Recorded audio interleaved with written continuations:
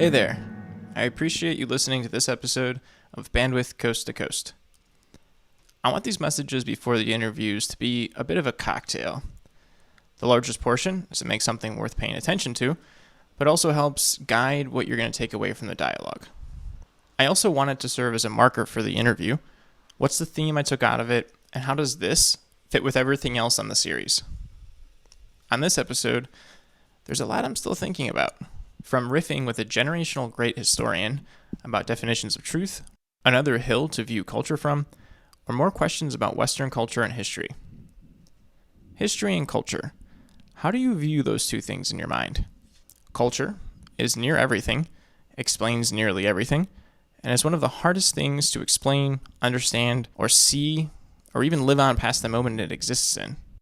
When we think of a previous time, or look left and right at our own time, or even in our own lives, consider the culture within. What's been encouraged, allowed, discouraged, ignored, shamed, and what emerges out of that, and any other factors. If what you're viewing isn't, as in the words of my guest, problematic, it isn't likely true, or you're not on a path towards the unattainable ideal.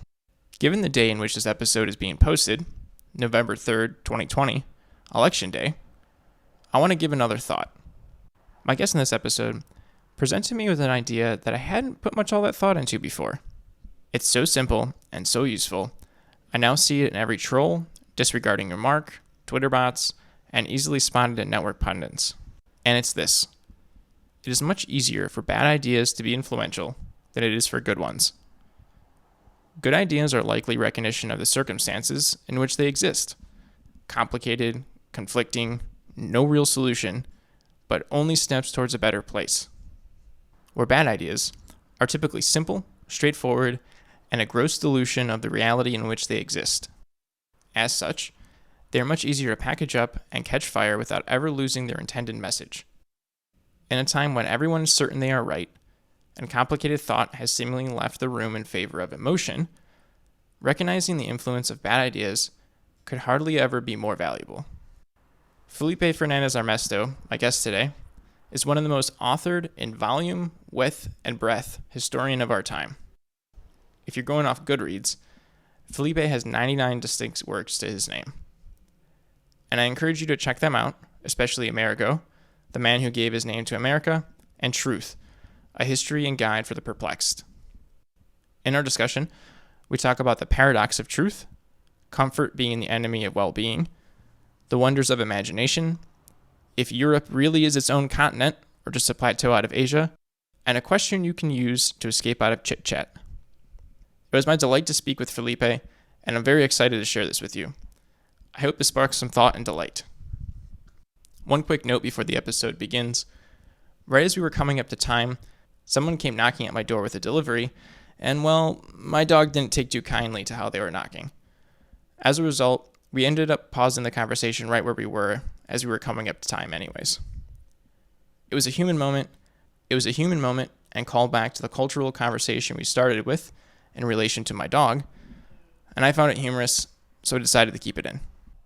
Real quick before the episode starts, if you'd like to find us on your social media platform of choice, sign up for our mailing list to be the first to know about episode drops, know about upcoming guests or opportunities to ask questions and provide suggestions, please visit us at bandwidthpodcast.com. And of course, if you like what you hear, please follow, comment, or subscribe to the pod, however it is that this is getting to your ears. Thank you for listening, and cue the ocean.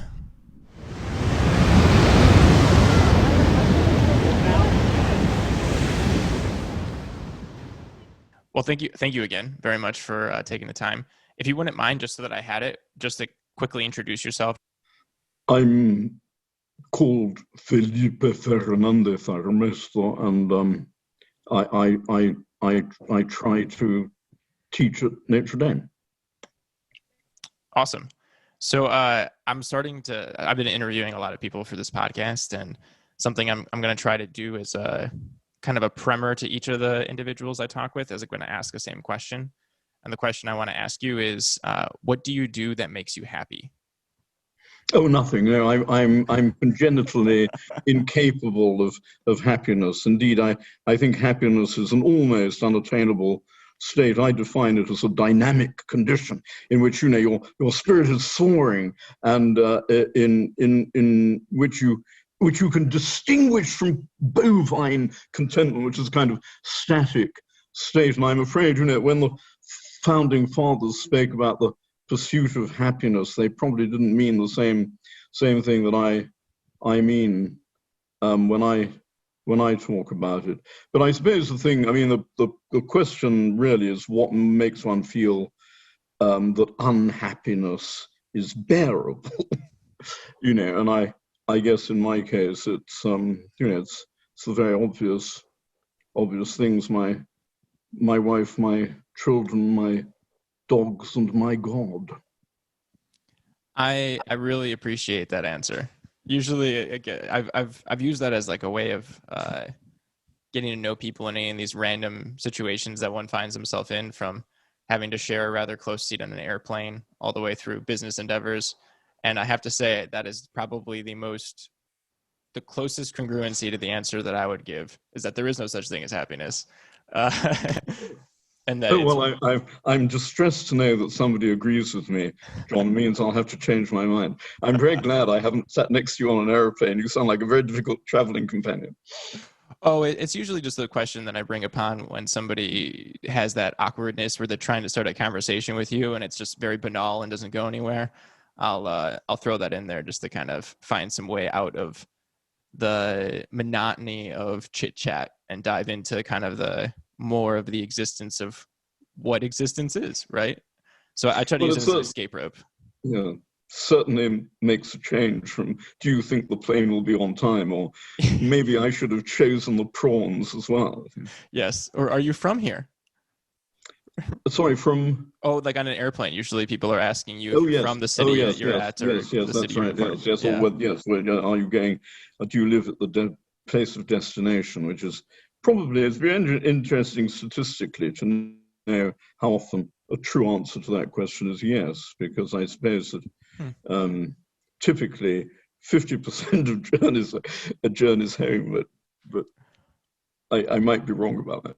Yeah, I would imagine some of the logistics of air travel probably come into play, right? Like if you're in a major hub like Atlanta or Chicago, probably maybe the likelihood changes a bit.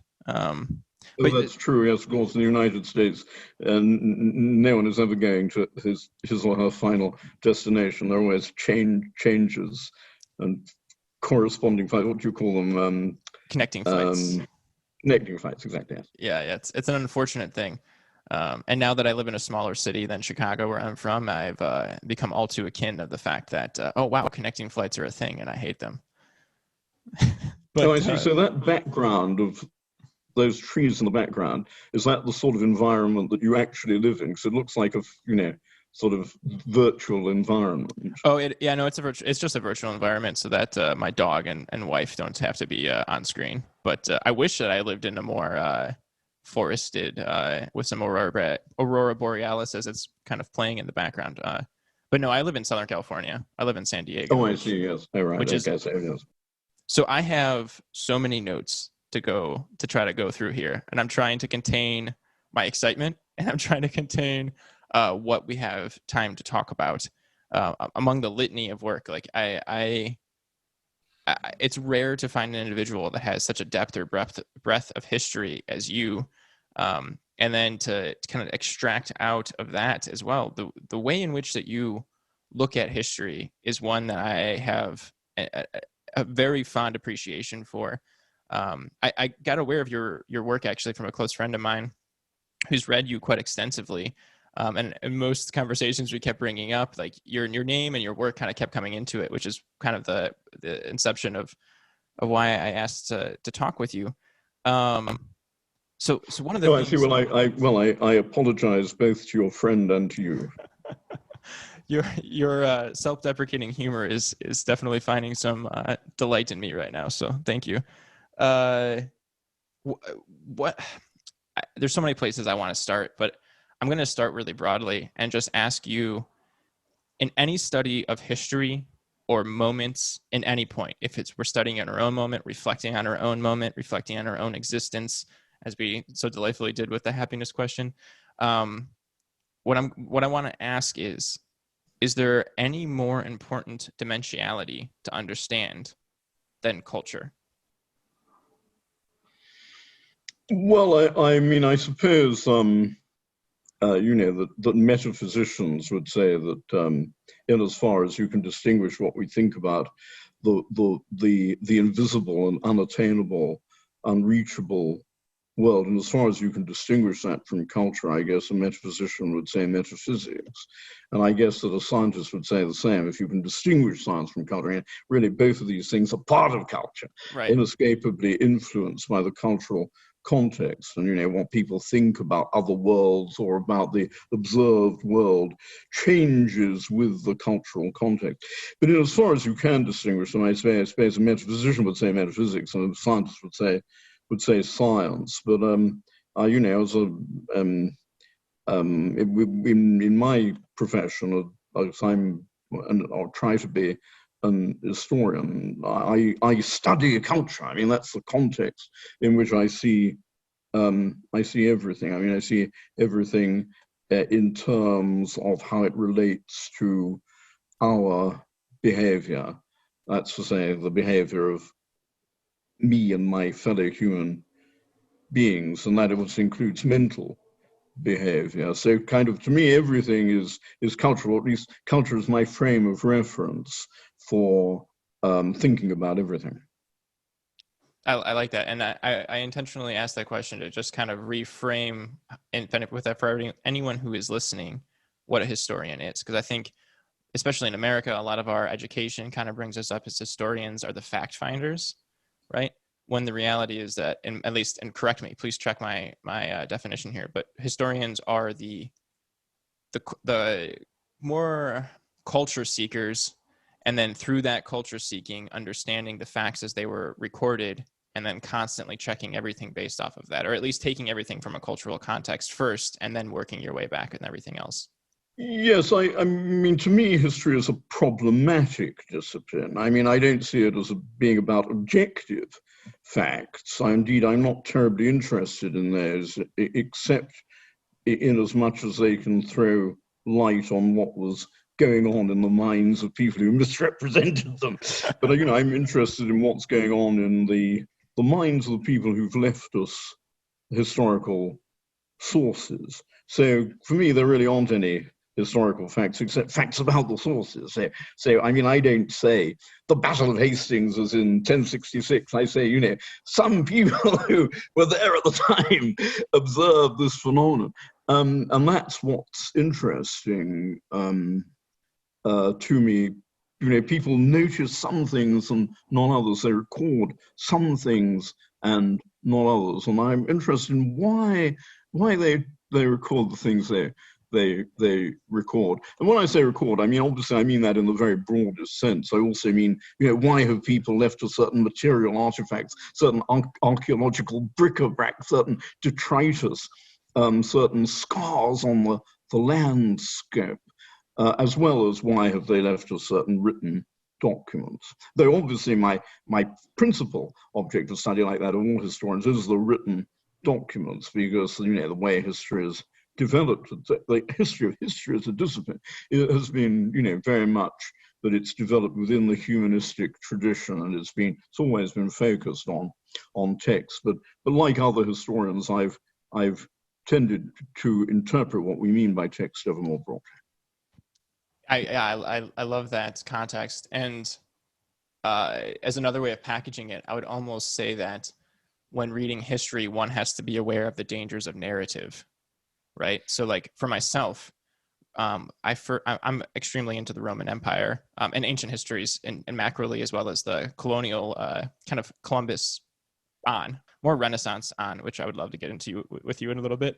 But one of the things that I learned from reading a lot of the criticisms of Gibbon's Rise and Fall of the Roman Empire is how much it's a narrative-driven text. And coming from somebody who was in the American education system, not having narrative as a way of forming history but as a way of forming history in this kind of continuum of constantly ever learning, ever understanding, ever reframing, ever trying to juxtapose, not juxtaposing what happened then with what your lens is now, but trying to understand, like what you said, what were people at the Battle of Hastings experiencing, as opposed to saying what was the Battle of Hastings' importance versus in the broader context of things as some kind of link in a chain, when really it's a type of continuum of ever spinning things that may jut off into dead ends or may in some way affect the course of events following.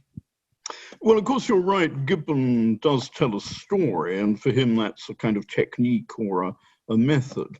But I don't see him as someone who's primarily interested in constructing narrative. I think, on the contrary, that he really was someone who was very interested in problems. Indeed, he rather despised historians whom he called Pyrrhonists, who are really only interested in the objective facts and who tended to overvalue, therefore, sort of material evidence. And Gibbon was obviously, he was a humanist, he was a textual historian. And I think what drove him, I mean, tell me if you think this is wrong, the way I read him, and of course I did edit 4 volumes of Gibbon for the Folio Society once. So the way I may have asked that or meant drop that intentionally. Yes, it's just that I'm very intellectually indisciplined, and there's almost nothing that I haven't worked on. But as I did work on Gibbon at one time, and my way of reading him is that he was really driven by the problem of his own time, which was that he was convinced that progress was the shape of history, that if there was a single thread, that you could detect in the whole of the past, it was a progressive thread. But on the other hand, he was very aware that there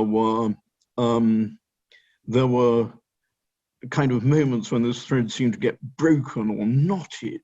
After all, he was writing The Decline and the Fall of the Roman Empire during the American Revolution, so he was very aware of the what at the time looked like an existential threat to the British Empire, and other 18th century philosophers and historians had addressed the problem of the decline of the Roman Empire in a similar spirit. In a way, Gibbon was following Montesquieu's lead in asking, well, does this phenomenon of the decline and fall of the Roman Empire really represent a reversal of progress, a reversal of what we think of as the normal direction of history? So that was really what he was trying to do. He was trying to explain to himself what looked like a very anomalous case in the history of progress. And I don't think he came up with a very, very convincing solution, but nonetheless, he wrote the most brilliant book on the subject really ever written, because the historians have now come up with a lot of data that weren't available to Gibbon, and say I think they've improved on what Gibbon wrote. But I bet you, I'm going to make a bet with you, and this is a safe bet because neither of us will be alive to judge whether I've won it or not. But I bet you that no current historian of the Roman Empire will still be read in 200 years or 250 years the way Gibbon is still read today. Oh, I definitely agree with you on there. And I mean, even just the catalog of sources that he provides you, and even like the brief introduction of certain things and concepts and all of that, it's incredibly useful. Gibbon's incredibly useful. There's no doubt in that. And I think you flipped my perspective a little bit on how much I should probably be considering the time at which Gibbon lived a little bit further. I think some of his assertions he makes towards the end of just Christianity's role, I think, is a bit of a stretch, as well as some of the ways that he takes certain choice of sources to use as a narrative framing. But I think you're right. I think he probably did that as a means of hurrying his own thought process along in some way of not getting caught too much in the pitfalls of what ifs or different interpretations and whatnot. But I mean, I think it's there's no doubt it's fascinating writing, and reading Gibbon is, I would still assert that it's worthwhile without a doubt. briefly, while we're on that, what do you think about his assertions about Christianity playing a role in the fall of the empire? Well, of course, one of the current debates about the subject is whether one should speak about the fall of the Roman Empire at all, or rather about its transformation. And to some extent, in very recent years, the guys who think we should talk about the fall of the Roman Empire have made some gains by pointing out a lot of economic dislocation that accompanied the events that we usually refer to as the fall of the Roman Empire. So it certainly does look, as though something fell apart from the political unity of the Roman Empire in the 5th century. However, in some ways, it does make better sense to talk about the transformation of the Roman Empire, because it was still around, and indeed recovered a lot of its own territory in the 6th century.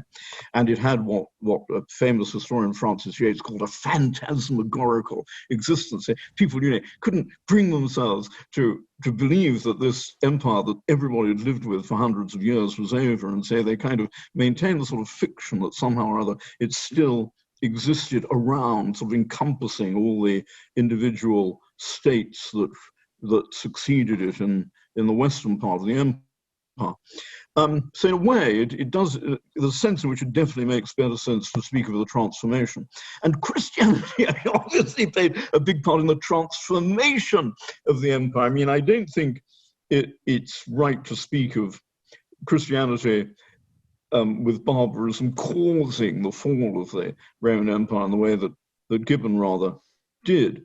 But I certainly think, that the Christian empire was a different beast, it was a different kind of setup from what it had been formerly. And, when the emperor gave up his divine status, also everybody knows the first emperor to do that was Constantine early in the 4th century, and then from the late 4th century and the Emperor Theodosius onwards, all emperors forewent that divine status. That was a tremendous sacrifice, for them to make, and really put the allegiance of the subjects of the empire on a new experimental footing that no one had ever even thought of, let alone tried before. And I think it's really interesting, therefore, to ask why that was. And I think, perhaps one of the big deficiencies of Gibbon's work was that he didn't really show any interest in why that was. He really thought Christianity was pretty much a load of rubbish, and that it really wasn't worth asking why people accepted it. But of course, they did accept it intellectually and emotionally. And why emperors, should have backed this religion, which emphasized peace, which usually, if you're running an empire, you're thinking all the time about war rather than peace. And B, celibacy, which would reduce your fighting force. It's very odd, that they went for Christianity in those circumstances. And I think in a way that is still an unresolved problem. So now I guess my answer to your question is I don't quite agree with the way Gibbon formulated this, but I think he was right to headline Christianity as a transformative influence on the Roman world in the 4th and 5th centuries. Yeah, I think that's an excellent point. I also, there was a time that I was in a hot tub at a gym a long time ago, and someone was talking about the Roman Empire, and I just wanted to relax, but he made a comment. He made a comment about Alexander Hamilton and corporations, and I just couldn't let it slide. And I was like, that's completely false. That wasn't at all the case at the time. And it started this thing where he was asking me if I was a historian, and I was like, no, I'm not a historian, but I do know a fair amount about Alexander Hamilton and Thomas Jefferson and the Roman Empire. And then he posits this question to me about, do I think that Christianity caused the fall of the Roman Empire? And my answer was twofold. And it was, one, I think we're only talking about the Western Roman Empire, because the Eastern Roman Empire went on for, several hundreds of years past the traditional fall of the West that we consider. Then the other one was, I don't think so, because I think it's incredible that it didn't fall sooner. I mean, the crisis of the 3rd century and just the overall madness that happened of infighting for, an entire almost 100 of years, when, multiple emperors existing at once and complete overthrow and, militia groups, Yes. Well, of course, training that was the answer of St. Augustine and Erasius when people challenged them at the time in the early 5th century and said, "Well, say, how come as soon as we had a Christian empire, it started to fall apart?" They pointed out, that it had quite a lot of problems before Christianity came along. So I mean, I don't know. It's not perhaps an entirely satisfactory riposte, but it definitely suggests that I think as usual, it suggests that the complexity of the way culture changes is never easily reducible to a set of causes. Indeed, I mean, I think I'm right in saying I never use the word cause when I'm trying to relate events to each other. When I was young, which was obviously a very, very long time ago, it was fashionable to see history as a sort of chain of causes and effects, as if it were like a sort of, a whole link of sausages, which are all kind of connected to one another. And I just never thought that was very plausible or indeed, a useful way of looking at it. It's really much more like a pile of sausages, some of which are tied together and others of which are just kind of sticking out of the pile in a rather untidy fashion. So I've always tried to avoid talking about causes. I don't think the relationship between events is ever adequately expressed by that word. Like, the connections always embrace all kinds of contradictions. And I'm interested, I suppose, really in trying to understand complexity, not in simplifying it. I love that. So there's like two branches I want to take with that.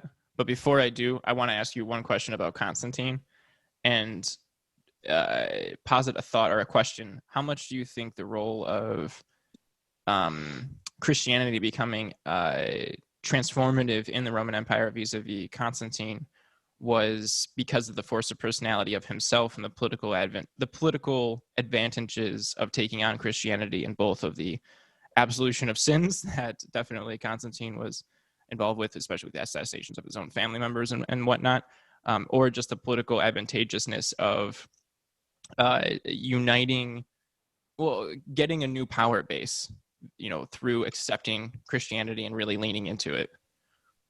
Yeah, I'm very dubious about the second point, because I think that the power base you acquire when you become a Christian isn't really of great interest to most people who are contending to control huge empires, because it's a religion of slaves and women, and most of the elite in Constantine's day. I mean, the Christianity had begun to penetrate the elite, but it was still pretty much a religion of the poor and the marginal.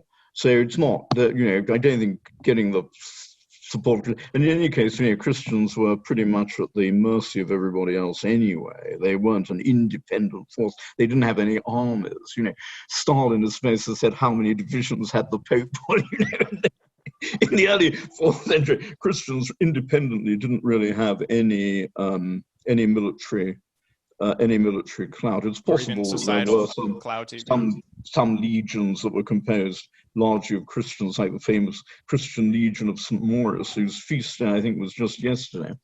But typically, I don't think that was the case. So I don't see it as part of a sort of power game. I think the other inference that you mention is much more attractive as a way of understanding what might have been in Constantine's mind, because we still have in the United States today all these politicians who tell you they're born again Christians, and of course my inclination is immediately to disbelieve these stories of this kind, but in a curious way they're reminiscent of Constantine, who claimed to have this sort of vision at the Battle of Milvian Bridge, and conversion stories typically are like that, and they tend to include the narrative, if I can go back to that word, that you just sort of alluded to, that I used to be bad, but now, I'm born again, I've had a conversion experience, so now I'm good. So you can forget all the bad stuff and you can confide in, from now on, I'm going to be really good. And I think that's a very common feature of, I know, political leaders claiming to embrace religion in order to draw a dividing line between their evil past and the prospectively glowing good future that they want to project. I've just been talking with my global history class here at Notre Dame about Ashoka, the mid-3rd century BC emperor in India, who left all these rock inscriptions. Some people think that inauthentic, but I think that's perverse. He left all these rock inscriptions about how he'd been converted to Buddhism. And they're very much, along these lines. He actually says things like, well, I know I killed hundreds of thousands of people. He literally says that, but, I'm now a Buddhist, so it's all going to be okay from now on. And so in a way, you're right that it almost doesn't matter what the religion is. If you say, I've had this experience, so from now on everything's going to be different, at least, you've got a pretext for claiming people's allegiance on a new basis, whereas the old basis is probably, sort of clapped out and exhausted. So I think that may have been something that influenced Constantine. But of course, you also have to say of Constantine that he did sort of see himself as an intellectual. If you read the inscription over the arch that he erected in Rome, it's all about, his insights into the divine mind. He also, presided at the council of bishops that drew up the Nicene Creed, and he supposed, I don't know how true this is, probably the bishops who wrote about it wanted to curry favor with him, but he's supposed to have made the decisive intervention which sorted out all the theological problems. And indeed, he also clearly saw continuities between Christianity and paganism, and you can see in his coinage the appropriation of the image of Apollo and its reapplication to Christ. So I'm not saying that he didn't also have possibly intellectual reasons for thinking that Christianity might be true. That's possible. But I certainly think that his conversion is not easily explicable purely in terms of power. I think that's thank you. You reframe my perspective in a lot of ways. I've also been diving quite deep into Buddhism and Christianity's links. And it's interesting that you mentioned that king, because it's almost like first off, it's almost like an inverse Macbeth, right? I was a horrible tyrant and now I'm a savior, or now I'm reborn again, rather. And the ties between the savior religion of Christianity, of you have a savior that's going to kind of help you into the promised land, and that sect of Buddhism are quite interesting to me. I have one question to kind of go back to before we went deeper again in Constantine. Thank you. I was curious of your thoughts there. And that's, you mentioned like with Gibbon, and kind of a segue into some of your work, how Gibbon kind of took it as his framing was that the arc, I'll summarize it this way. Do I still have you? Oh, you're there. Okay. That the arc of human history always progresses in one direction, being towards progress. Or Gibbon, or I would even say there's a framework that is quite subversively still present in our political discourse of things will get better over time if you just give it the right time. Things are always going to get more open, free, and fair in a sense. Do you think that that's a fair assessment of Gibbon, and do you think that that's a fair thought line for how to perceive human evolution or cultural evolution? Well, I think Gibbon had a better excuse for believing in progress because he lived in a period where people hadn't seen quite so much go wrong, and indeed in the 18th century, if you measure progress by prosperity, by climate change, by the increase of population, by the growing consensus amongst Europe's intellectual elite about certain principles of how to distinguish truth from falsehood and right from wrong, or if you measure it in terms of medical science or I don't know, increasingly liberal laws. In all of those respects, Gibbon was living in a period that where evidence of progress under all of those rubrics was, was remarkably apparent, much more so, I suppose, than in any other period in the West, maybe since the 13th century, which had some similar stuff was going on then. So, so in a way, I can exonerate Gibbon for believing in progress. Obviously, by the time he wrote The Decline and Fall of the Roman Empire, that confidence, that optimism that things were getting better and could eventually, sort of attain perfection if progress can do, that confidence had been dented by the Lisbon earthquake, by the origins of Romanticism, in Gibbon's case, by the American Revolution. So, or that, at least that, I mean, he already published volume 1, but, things were getting wrong in some ways already. I don't think there's any excuse for continuing to believe in progress now, because, since then, we've seen so much that undermines any reasonable hypothesis about the sustained inevitability of progress. And, we've seen the most horrible reversals of progress in the 20th century, especially in the Second World War and its aftermath.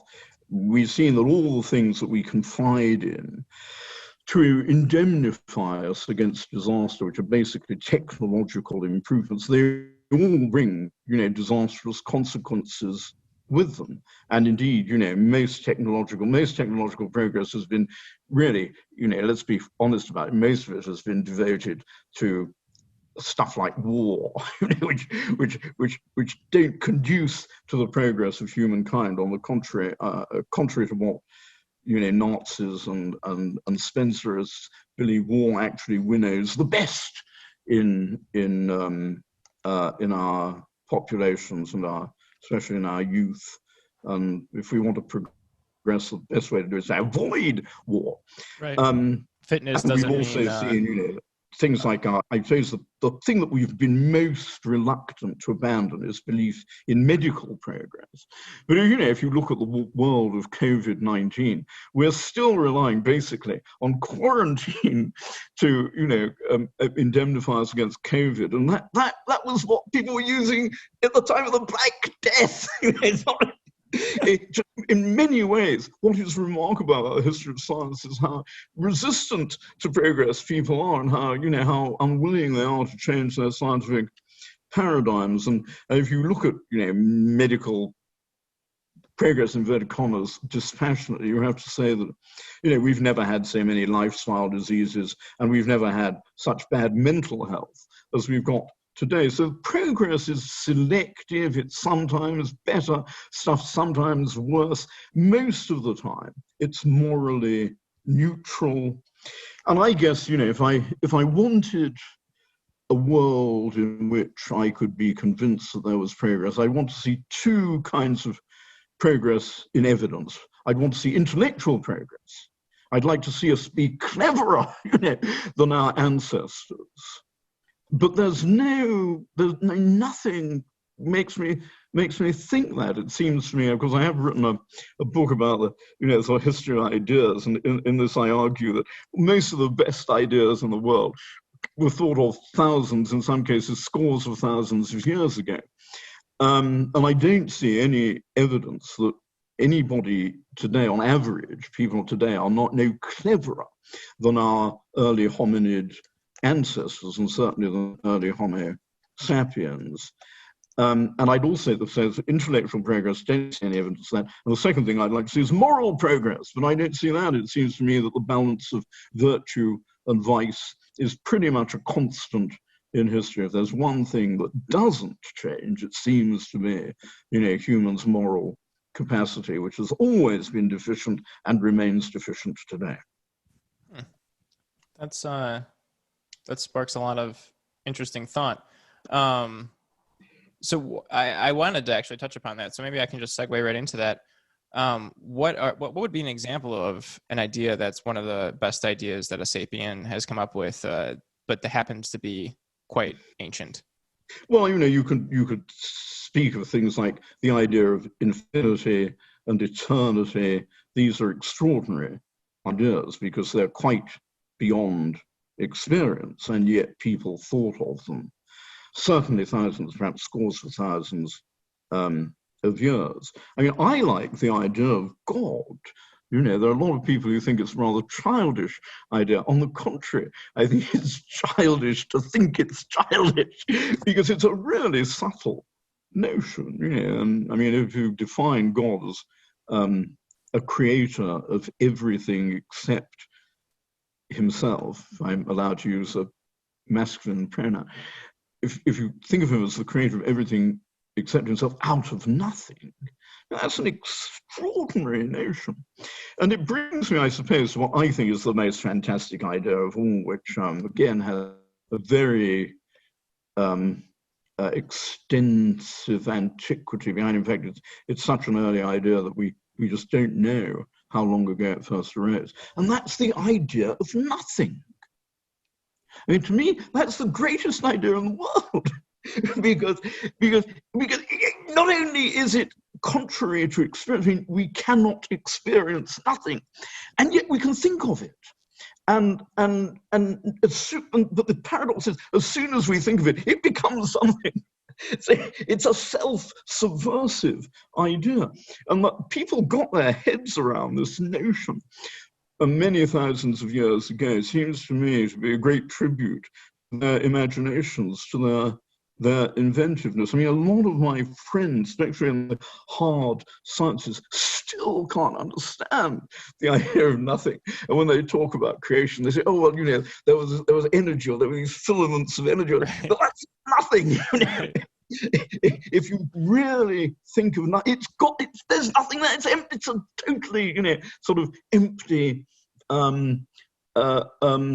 world, and it's very hard to get one's mind around that. Very hard to find language that describes it. But once you've done it, all these other sort of notions open up, including, of course, that of God, at least God as the Judeo-Christian and Islamic traditions understands him. So I think, if you held a pistol to my head and said, you can take one idea with you beyond the grave, that you're condemned, to forget everything else, I'd take the idea of nothing. That's beautiful. I like that. I like that both as a framework and as an idea to take beyond, because if beyond is nothing, perhaps you'll actually be able to experience it in a way that is both incomprehensible and perhaps indispensable. So I wanted to ask you this question, and that's, do you think that imagination, which is the ability or the required feature to be able to conceptualize nothing, do you think that imagination perhaps is the most human of all of our characteristics? Is that really what defines Homo sapiens? Because I thought with some of the points you brought up in your book about humanity and how like tools is not that exceptional. I mean, just the other day I was walking down the street and I saw a crow using a stick to get worms out of the ground. So I mean, like clearly tools is not something that is unique to us, nor is our ability to organize or communicate. Like I've studied wolves quite extensively and how they communicate with each other in packs, or even have matriarchal and patriarchal societies that actually do some type of consensus voting. I mean, the amount of the depths of or even culture and tradition, like these things are not unique to us. So I would posit the thought, do you think that imagination may be perhaps the most human of all faculties? Well, in a way, the answer is yes, but before I get to it, and obviously it requires a certain amount of nuancing, I think it's important just to bear in mind that when we commend crows and wolves for their smartness, and crows and wolves are very, very smart creatures by our standards, what we really mean is that they do things that we admire, like, in the case of corvids, they use tools and they have, I don't know, methods of communication which are strangely like speech. And to some extent, that's true of wolves also. They've got these protocols that you mentioned for social communication, which we admire because we rely very heavily on our method of communicating socially, which is language. For almost everything that we do, certainly everything we do collaboratively. But these are human standards, and it's kind of a mistake, I think, to judge other creatures in relation to our own values and our own propensities. We should really be judging them according to their own priorities. And I always point out that my dog, a lot of people think my dog is dumb because he doesn't do what I tell him. But from his perspective, he's being really clever because he's getting away with his own priorities and his own values, and he knows that he doesn't forfeit my love thereby. On the contrary, he thinks I'm really stupid because I don't share his values. I don't go around sort of sniffing lampposts and stuff. So really, every species probably, as far as we know, makes the same mistake of judging others in relation to its own scale of priorities. Nonetheless, I do think it's if we want to be humble, if we want to see our own deficiencies, we should compare ourselves with the capacities of our fellow creatures. And obviously, I spend quite a lot of my time doing that. I've written a book about that as well. But to me, I don't know of any faculty, any quality that is uniquely and exclusively human. But I do think that there are some faculties and qualities that we have to a degree that is so much greater than that of other species as almost to constitute a difference of quality. And I think I'd put imagination at the top of my list, because obviously other creatures have this. I define imagination as the power of seeing what isn't there. And any animal that hunts or is hunted has to have at least part of imagination, which is the quality of anticipation. It has to be able to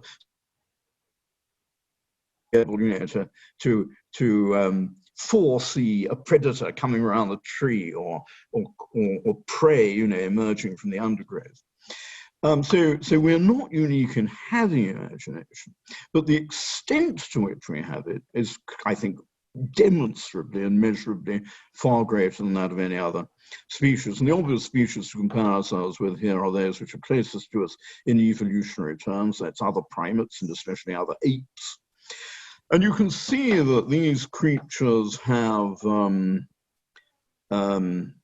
imaginative capacities, but they don't, as far as we can tell, imagine these defiantly imaginative notions like eternity, affinity, nothing.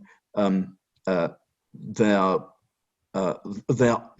art, if one can speak of it at all, it's very impressive that they have stuff that we think might be art, but it's very limited by comparison with the stuff that human imaginations generate. And so I was going to ask why that is. What's special about humans in this respect? And I think it's that amongst our fellow primates and apes, we and our hominid ancestors have a very long history of hunting, which has honed our anticipatory faculties. We may not be the only hunting ape species. Chimpanzees and bonobos do a bit of hunting, at least many of their communities do. But as far as we can tell, it contributes very little to their economy. I mean, typically they get about 3% of their protein from hunting, whereas human communities typically get, depending on their economies, they typically get between 40 and 60% of their protein from animal sources. So hunting is very much less important for them than it is for us. And as far as we know, they haven't been doing it for nearly so long, because we don't have any hard evidence that any chimpanzee is hunting before the 1960s. It may well go back beyond that, but we don't know. Whereas in the case of our own ancestors, it probably goes back, a couple of million years. I mean, at least, there are good reasons for thinking that it might be an experience that's as long as that. And in any case, it's a very long experience. So hunting really hones one's anticipatory faculties. And obviously the other big constituent of imagination is memory. But in this respect, the operation of memory is paradoxical, because to some extent it stimulates imagination if you've got a bad memory, because every time you misremember something that really happened, you're imagining something that didn't. So in a strange way, the fact that humans have rather inefficient memories has stimulated us to be imaginative animals. And I think if you put together those bad memories and those good anticipations, you get a very imaginative animal, and that's what we are. That's a very tight hypothesis. I like that. The relationship between hunting and imagination is not one that I've pondered quite before. I think that's really interesting. Kind of segueing that into some of the more ideas from your book that we're kind of skirting around. And correct me if I'm wrong, but so connecting the idea of what you just said, how bad memories tend to have an imprint on us a bit more than positive ones. Do you think that has something at all to relate to the fact that bad ideas tend to have a better, how did you put it, are more influential, that bad ideas tend to be more influential than good ones? Do you see a relation there, or is that a correct assertion that you believe that bad ideas tend to have a better influence or more of an influence? Yes, I'm afraid I do think the evidence supports that. I think the evidence supports that conclusion. I mean, I mentioned earlier, the resistance of scientific communities to innovation. I think that's a very good example of how good ideas very often, get left on the cutting room floor. They get excluded. They're rejected. They're not accepted because of the inertia of the way communities operate. Conservatism is an almost universal human characteristic, and it's obviously, by definition, hostile to innovation.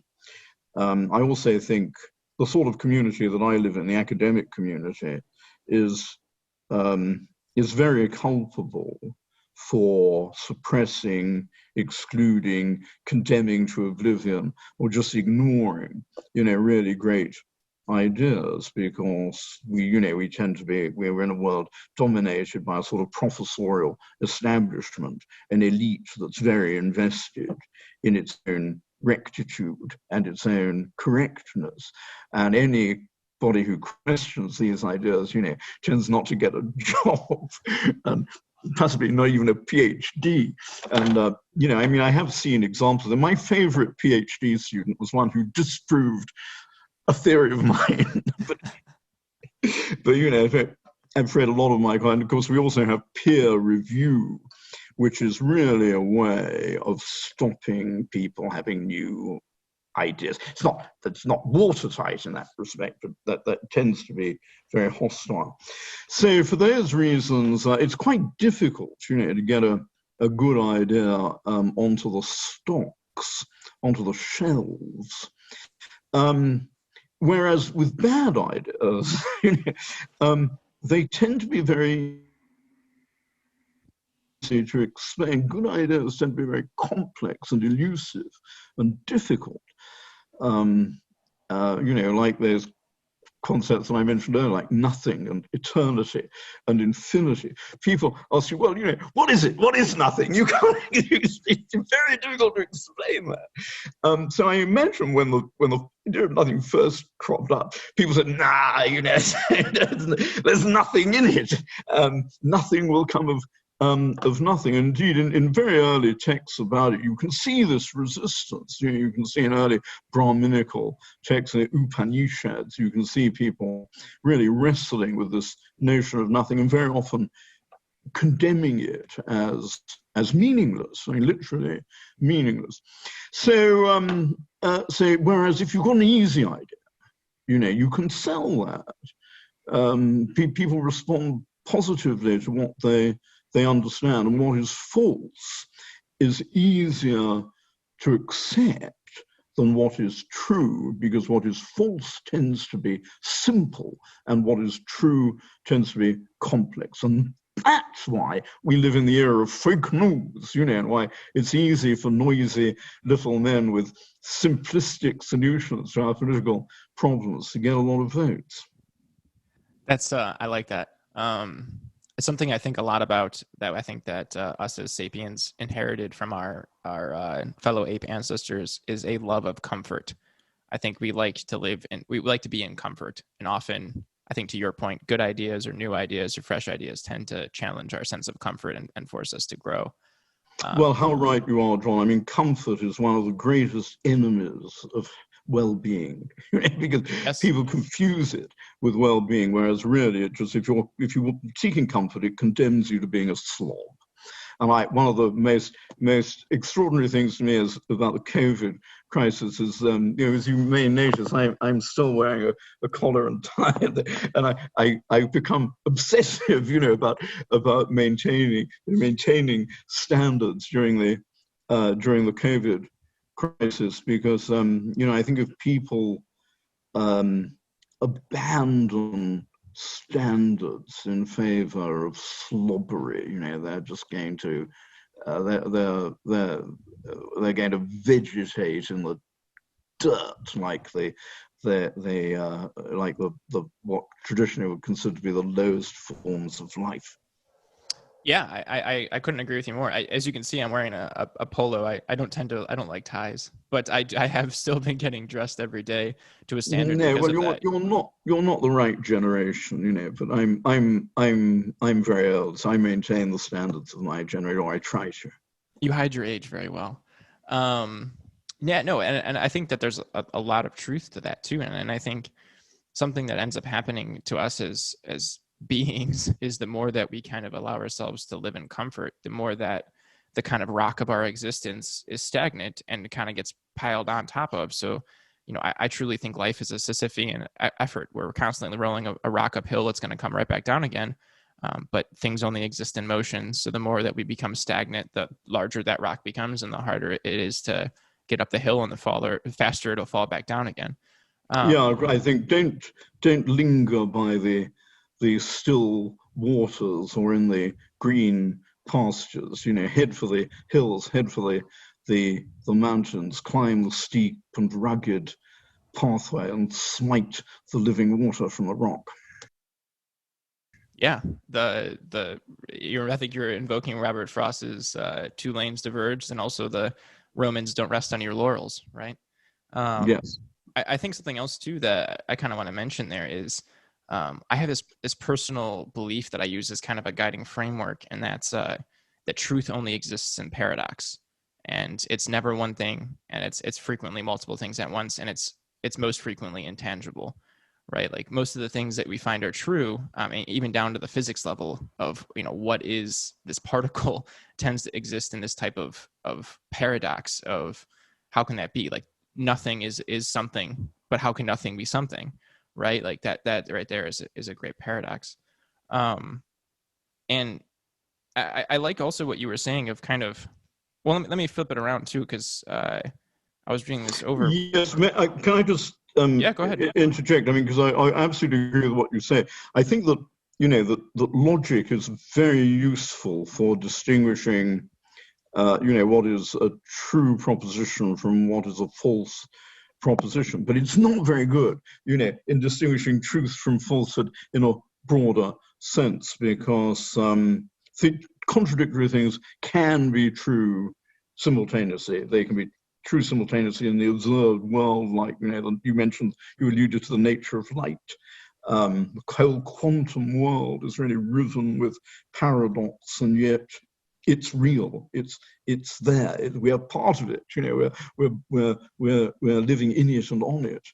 And of course, these contradictions can also be true in in a metaphysical sense, because wine and water can be blood and flesh, and God can be one and three. And I think if you have trouble with those concepts on the grounds that they defy the rules of logic, then you're probably overestimating the power of logic to disclose truth. You need a variety of techniques and I think you're right in suggesting that even if you manipulate all those techniques with great skill and honesty, you still doubting your conclusions.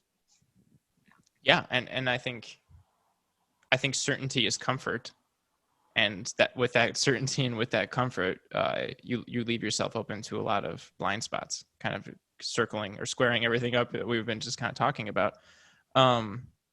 So I also read that in your book on truth, which I haven't read yet, but I'm dying to get on next, actually. Why do you think that the pace of innovative thinking and kind of the study of truth is under threat? Well, real quick, does it go back to that bad ideas are easy to get away with and good ideas? Well, I think those are two kind of different questions, and I'll deal with them separately. Since we've been talking about truth, I'll deal with first of all the question about is the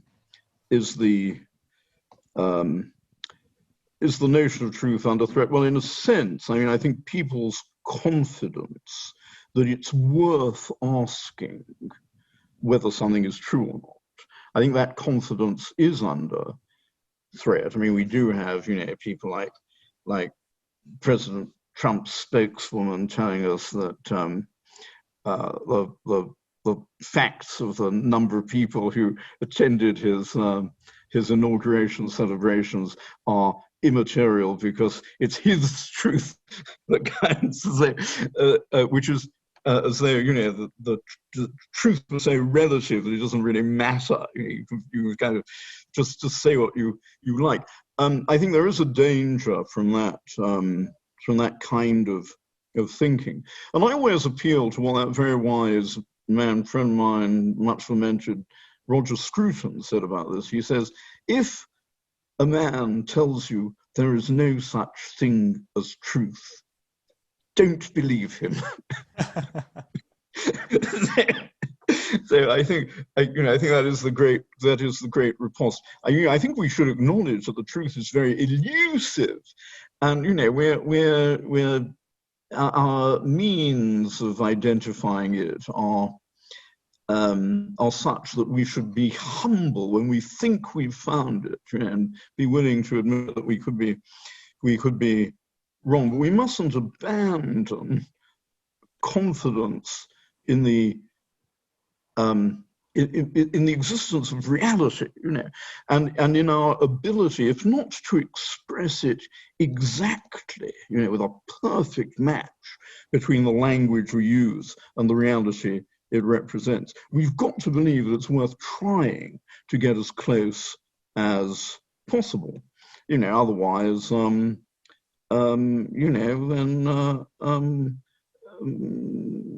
pink does become green, and right becomes wrong, and we are in a sort of alien world, and a lot of people want to be in that world. and that's, of course, entirely up to them, but I don't recommend it as a destination for society as a whole. I think in order to be confident in our ways of responding to reality, we've got to be persevering in trying to identify what that reality is and expressing it as faithfully as we possibly can. But so anyway, for those reasons, I do think there is a kind of threat to that traditional quest. As for your other question about why I think the pace of innovation is variable.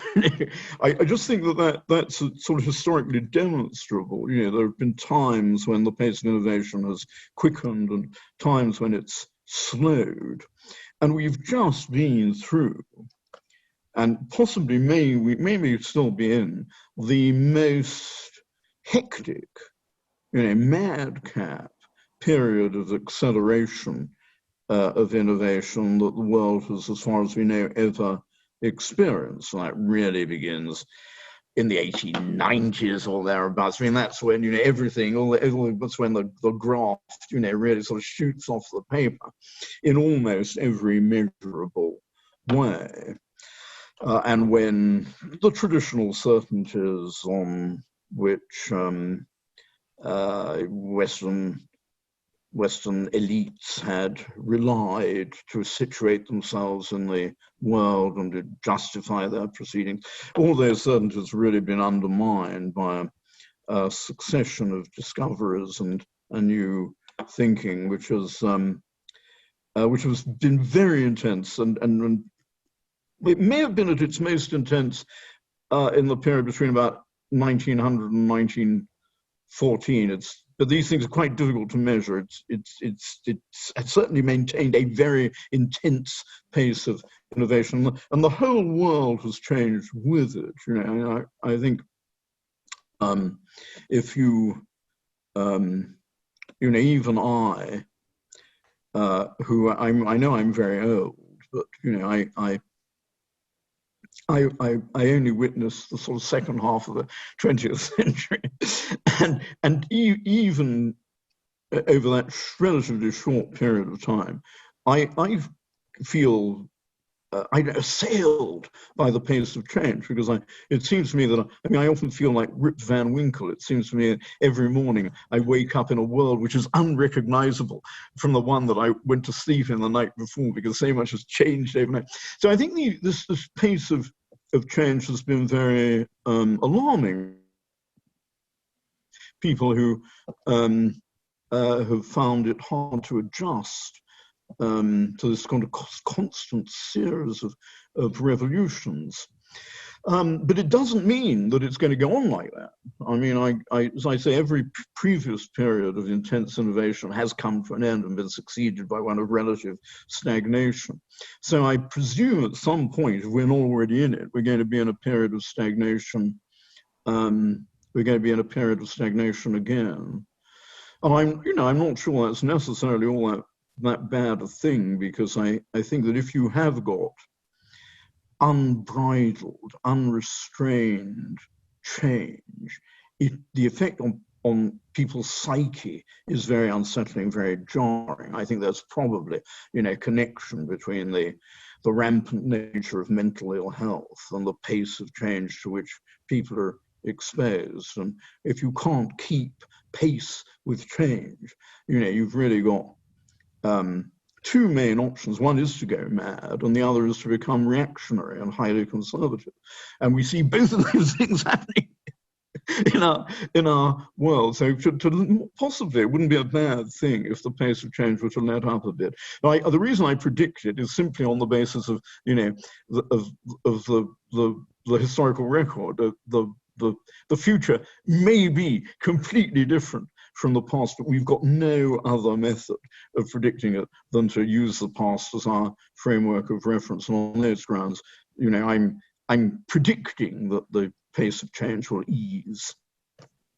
That's yeah, I can definitely I understand your point a lot more. I believe it was Rousseau in one of his discourses. The theory was that technology always will outpace our morality, and that's something that I believe it was Rousseau that I've really thought about a lot, and especially in the context of today, in which what somebody was taught with a chemistry set in the 90s is now something that they can go to Home Depot and get with a an order on from the internet, and the destructive power that comes with, or even, I mean, our cell phones and algorithms running our lives, and how much of and playing on our base sapient kind of impulses. How does that kind of shape us and then get shaped back, and where is our moral or ethical center in all of that? So perhaps to deposit and kind of extend your thought, perhaps maybe it is good that it stagnates for a little bit and gives us our culture time to catch up. Yeah, I didn't know Rousseau said that, but I mean, I certainly think it's true. I mean, the obviously weapons of destruction are the most obvious example. I mean, we now have transformed power of destruction, but we certainly don't have transformed moral sensibility. I mean, I would say, as I was saying earlier, I think our moral sensibility is unchanged ever since really we have any evidence about it at all. And there are also things like robotics and genetics. Yes. The means of control of which we can't agree about because we don't have a consensus about how to distinguish using them for good from using them for bad. I mean, in the case of genetics, for example, we can modify almost any organism we like now, almost modify it however we want to. And to some extent, you can see that, you can say, well, some of that might be good because it might help to solve problems of world food supply. But in other respects, it's going to be bad because with every food source you modify, you create potential environmental problems and real problems for the producers of those foods, who are often impoverished in consequence. And then, of course, when it comes to modifying more complex organisms, such as human beings, you can see that there are some ways in which the application of this technology might be considered good, might help to eliminate some diseases. But then you can see ways in which it could be bad, because it will also enable us to eliminate socially undesirable minorities. Right. And realize, it could realize the geneticist dystopia that, the Nazis dreamt of. So I think that these, and you can say pretty much the same sort of things about robotics, say called artificial intelligence as well. So I think all of those examples do show that the pace of technology outstrips our moral capacity to cope with it. Yeah, and I would even say that the most recent technologies are even the exponential. It's a bell curve of how much the technology is outpacing immorality. And I think personally, even if the innovation does stagnate, just the tools we have today, I think that gap is going to keep going for a lot of the things that you just said, right? Like personally, I have dyslexia, right? So that's probably an undesirable trait that someone would choose to have in their child, potentially, if they were able to genetically print a child, right?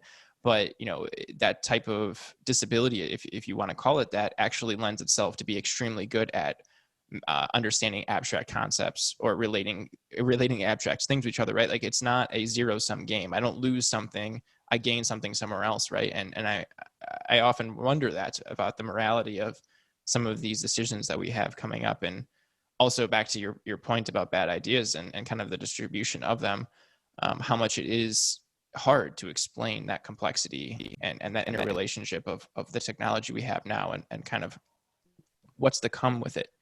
Yes, I tend to think very highly of disabilities, and even more highly of people with them. Dyslexia seems to me to be, a really great disability to have in your life, but I think mild dyslexia, and I've observed plenty of examples of this in my years as a teacher, is actually good for people who suffer from it because it means that they take so much more care over what they read and write than their fellow students who think it comes from easily and say they don't bother. And in a strange way, some of the best students I've had have been people who suffered from mild dyslexia because of that, and given encouragement and the right level of help, which doesn't humiliate them, but which is actually positive and shows that one values their work. They have at least as much potential, very often more than their non-dyslexic classmates. That's interesting. I appreciate that sentiment. I've noticed that. So in another life, I studied linguistics and creative writing, and I noticed that my intensity in which I look at grammar or sentence structures or etymology of words and things like that tend to have been a lot more intensive than some of my classmates. Oh, well, they are. You see, and I mean, I venture to suggest that might be, at least in part, a consequence of your dyslexia. So one should never. I mean, I'm a terrible pessimist myself, but you should never exclude, the bright side from contemplation. And if when we all have afflictions and sufferings and deficiencies, and I think that the best way to deal with them is to say, well, how can I turn these to the good? What use can I make of them? Yeah, no, I think identifying your sufferings and turning that coal into a diamond is the process of being a well-rounded human. I tend to favor the Stoic tradition myself, so that's definitely kind of from there. So extending some of these ideas that you have. So there's a quote that I'm probably getting some of it wrong, and I'm going to extend it into my own words. But Victor Hugo, there's a famous Victor Hugo quote that I'm probably, like I said, saying it improperly, but the question is, what's stronger than all of the armies of the world stacked on top of each other? And his response is, an idea whose time has come. And then something I extend to that is, what's the second most powerful thing in the world? And that's an idea whose time has yet to pass. And with some of these kind of revolutionary, well, I won't use the word revolutionary because I want to ask your thoughts on that definition in a little bit. But with some of these large paces of human progress, perhaps maybe we can start with the Renaissance and then move more into the Industrial Revolution. How much of those fast paces were from ideas that were kind of primed and ready to dethrone the established idea order? Well, if you ask me how new, was the thinking that went into what we call Renaissance, I mean, I'd say not at all, because the whole point of it was a renaissance. It was a rebirth of, what had already happened, or, thinking that people had already done. I mean, I think what's remarkable about what we call the Renaissance, this period of intensified rediscovery of ancient Greek and Roman models of life and thought and aesthetics. That's really what we mean usually when we talk about the Renaissance. And it's an intensification because people in what we conventionally call the Middle Ages had never forgotten, about the Greeks and Romans, and they were always seeking to imitate them. But that desire to imitate the Greeks and Romans unquestionably is intensified in the late Middle Ages and the early modern period. But what seems to me to be remarkable about it is that it happens at a time of happens in the West, and fundamentally in Latin Christendom, roughly speaking, in Western Europe.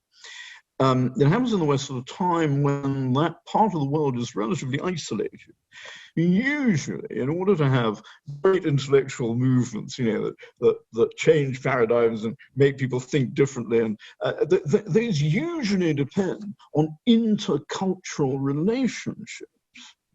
because people are very bad at changing their own minds. They usually have to have, influences from outside to work on them. And great intellectual movements like, the Age of Sages in the first century BC, the Renaissance, the High Middle Ages, the Enlightenment, these movements, all of which we think of as Western European movements, all happened only because thinkers in the West had access to ideas from other parts of Eurasia, and it's because of the influence of Chinese and Indian and Islamic thought, mutatis mutandis, that those transformations can happen. The Renaissance is kind of the anomaly. It's the odd man out. It is a great intellectual movement. In some ways, you could say it's the first genuinely global intellectual movement, because previously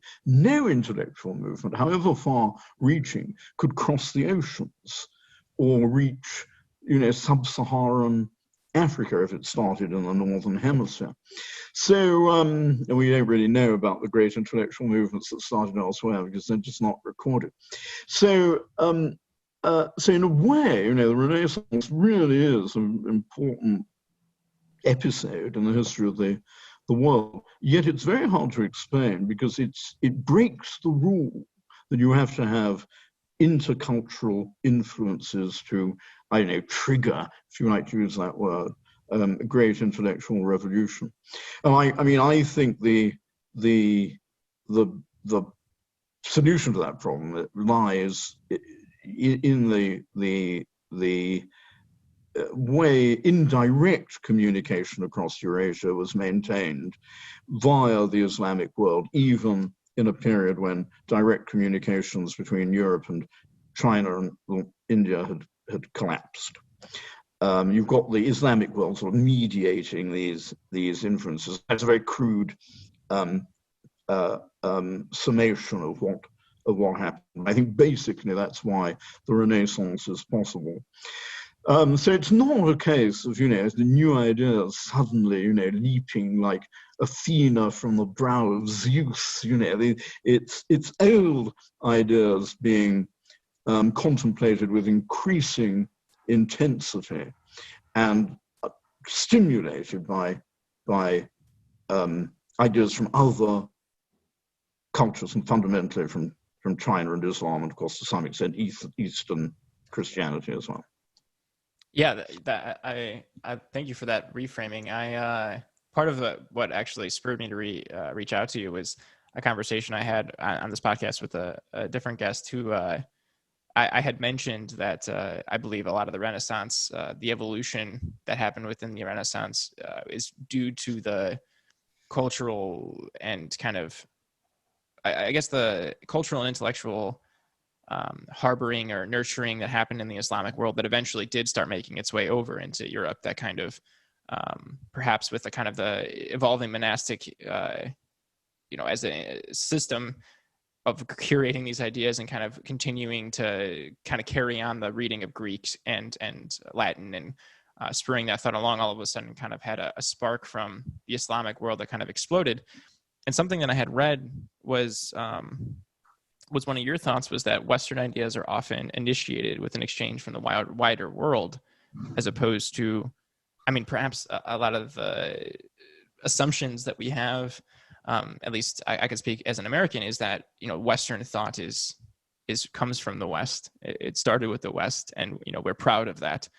Where I think what you're challenging is that it's almost always a kind of influence from somewhere else that then kind of, with the cultural geography and ecology and the kind of mixing between all of those, that then creates a cocktail of something new. Am I getting that right? Well, yeah. I think that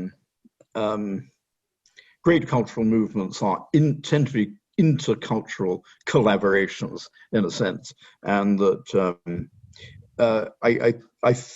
I'm not trying to say something politically correct here, because God knows, I haven't got a politically correct bone in my body, but and it's certainly true that the parts of what we call the West, parts of Western Europe and the United States have been disproportionately influential in spreading innovative and very often, illuminating notions to other parts of the world, especially since the 16th century, because of the importance of European initiatives in reaching out to other cultures. First of all, by way of exploration, and then by way of imperialism.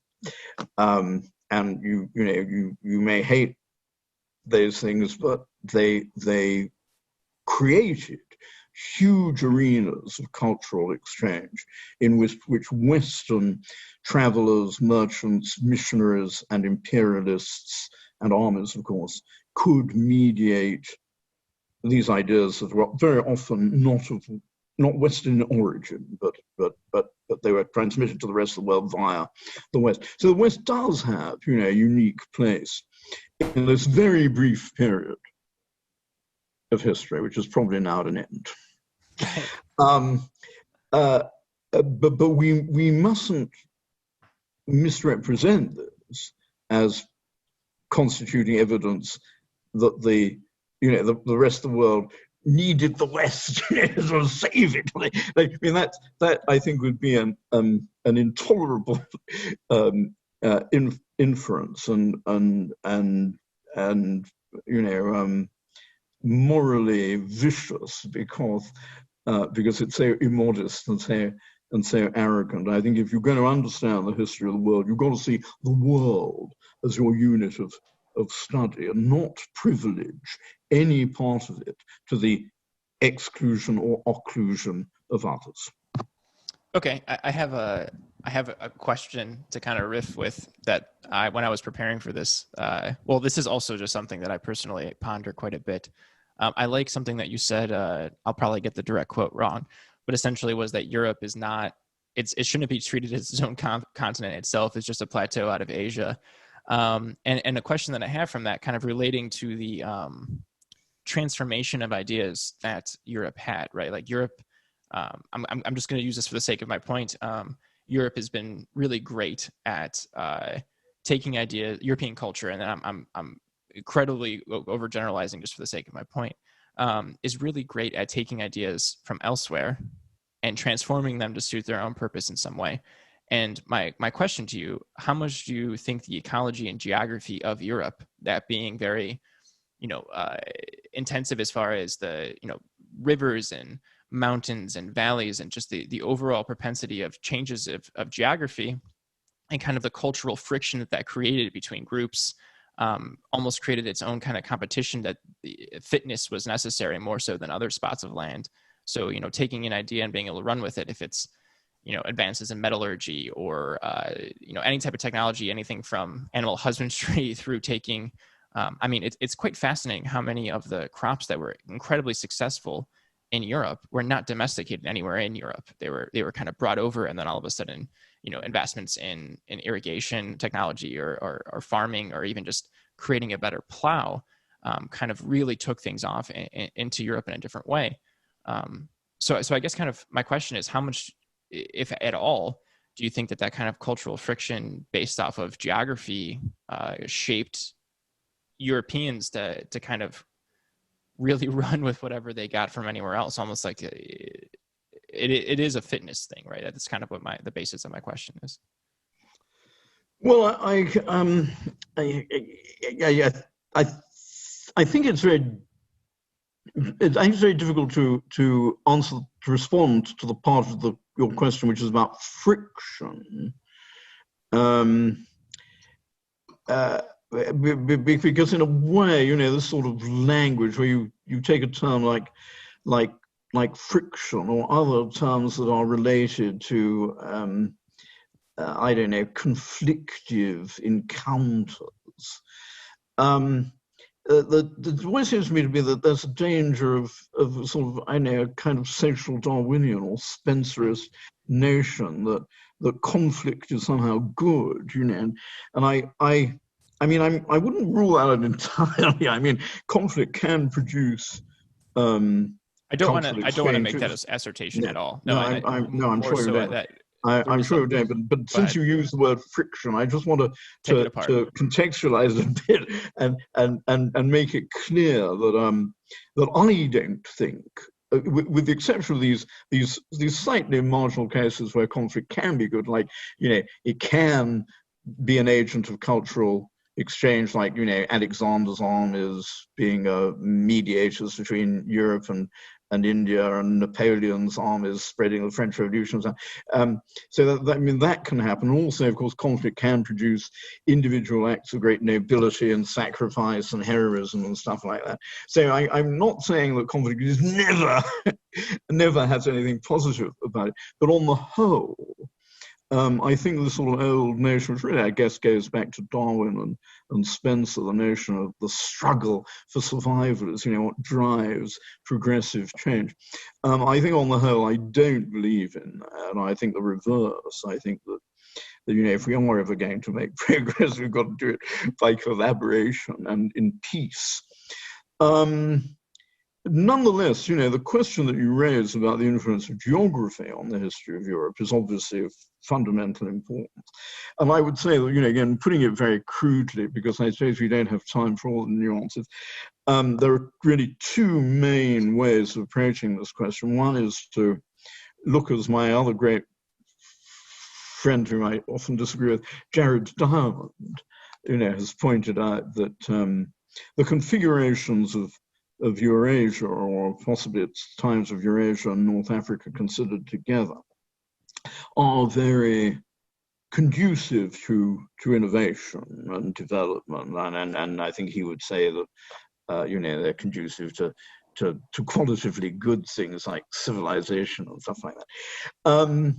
And it is true that Europe, because as you rightly say, Europe isn't really a continent, it's a promontory of Asia, and Europe's exposure to influences from the East, definitely, it's definitely an advantage if what you want is a culture that's rich in innovation. I say if you want that, because a lot of cultures don't want that. A lot of cultures just want to remain the same forever. And some of them are quite successful in that. But if you want change, it's good to be exposed to influences from outside. And I suppose the second way of looking at the historical geography of Europe is to see it as, and this is really how I see it, as really a part of the world that, if you look at it, if you reduce Europe to its most abstract outlines, it's really like a sort of imperfect triangle with its apex at the Straits of Gibraltar, and two axes, which are the Atlantic and Mediterranean faces of the continent and the islands that are close to them. And these the two arms of this angle are, as it were, separated by a long chain of uplands and mountains and marshlands, which really occupy the sort of center of the European area. And they're very difficult to cross. They're a watershed. Almost all the rivers, the Rhone really being the only major exception, almost all the rivers of Europe flow either northwards out of that breakwater or southwards towards the Mediterranean out of it. And there are relatively few gaps and useful passes that enabled people in antiquity to cross. So in a way, the history of Europe in terms of its historical geography is intelligible as the formation of these two great economic zones, the Atlantic face of Europe and the Mediterranean face of Europe, which have always been very hard to bring together.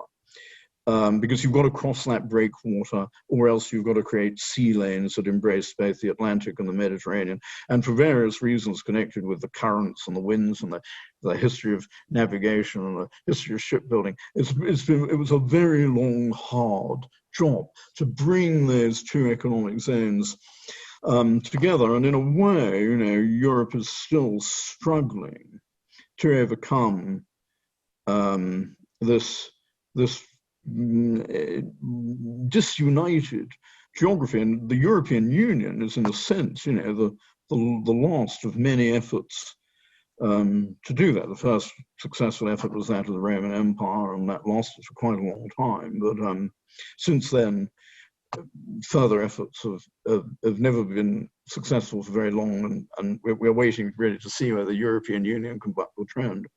But of course, the two arms of the angle form this imperfect triangle, which really doesn't have a third side. I mean, I've always argued that the Volga is really Europe's third sea, and Europe will, really become a reality when the economy of the Volga Valley is integrated with the rest. But again, that's not going to happen in the foreseeable future because of political obstacles to the economic unification of Russia with the rest of Europe. That's not going to happen for as long as I can envisage for the future anyway. But that's I'd say, broadly speaking, if you want a kind of a historical geography of Europe, those are the two great themes. It's accessibility from the east, and its internal division by these sort of vertebrae of mountains and marshes. So I guess just hanging on this one more time, or one more moment before I go to my my last two questions that I have, is how much of the ecology of Europe made it suited to, I guess, flourish in this type of isolated, semi-isolated environment, and kind of, I guess, really, could you just touch upon how much ecology has to also play with the geography, right? Like, I think geography is one that is an easy construct for people to kind of wrap their heads around, of mountains and fast-moving rivers, or daunting passes and kind of the pressure that those bring. But the ecology of a place, I think, is one that tends to kind of get left off, and that's how easily suitable or easily manipulated is this land. Yes, thank you. I mean, I think the reason why people in these two, I call them economic zones, you could very well call them ecological zones, the Atlantic side and Mediterranean side, Europe. The reason why people always wanted to bring those together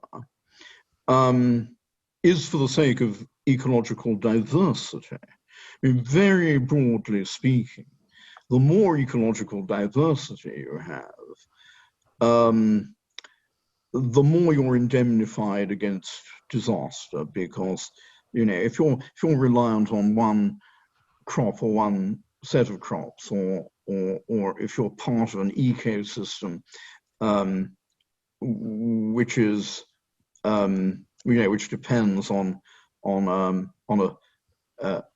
limited series of links, it only takes one blight, one disaster to knock out one of the links or to eliminate your staple crop, and then you perish. You starve. And that's happened a lot. A lot of cases of collapse of civilizations and states in history have fundamentally been the result of environmental disasters, and just the fact that the societies concerned didn't have enough diversity, didn't have enough ecological diversity to cope with environmental disaster.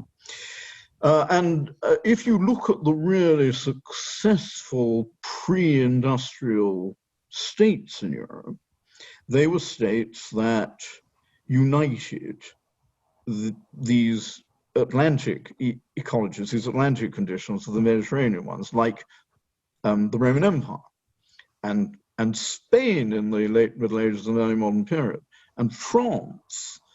But of course, industrialization changed that because global trade changed that because it meant that no European economy was ever again dependent on a very limited range of products.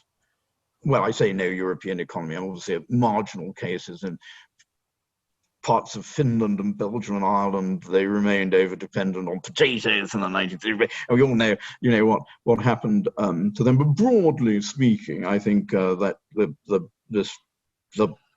fact that states that encompass a Mediterranean and Atlantic face of privilege in Europe, I think that wanes in the 19th century because of globalization, because of industrialization. So I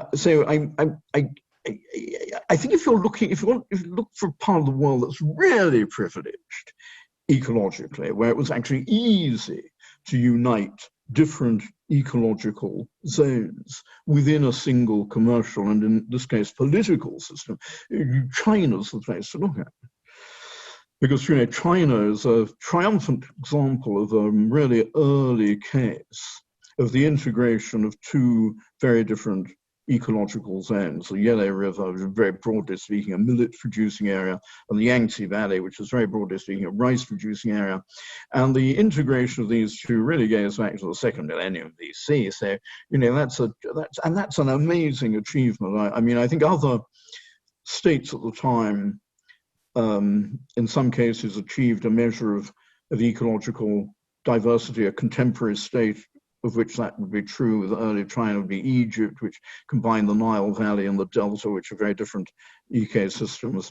But really in China, the critical advantage that the Chinese had was that they encompassed these two zones. So if the rice crop failed, they had millet, and if the millet crop failed, they had rice. That's being very crude, but broadly speaking, that's a tremendous advantage China had, and helps to account for why China was such a robust and enduring state and such a productive and influential culture from a very early date for a very long and continuous period.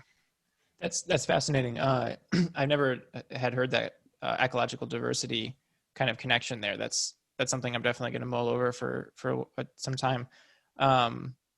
That's really interesting. And I also was reading that how much you've mentioned climate change as kind of a historical driver of some of this. And sorry, we have somebody at the door. What kind of dog is that?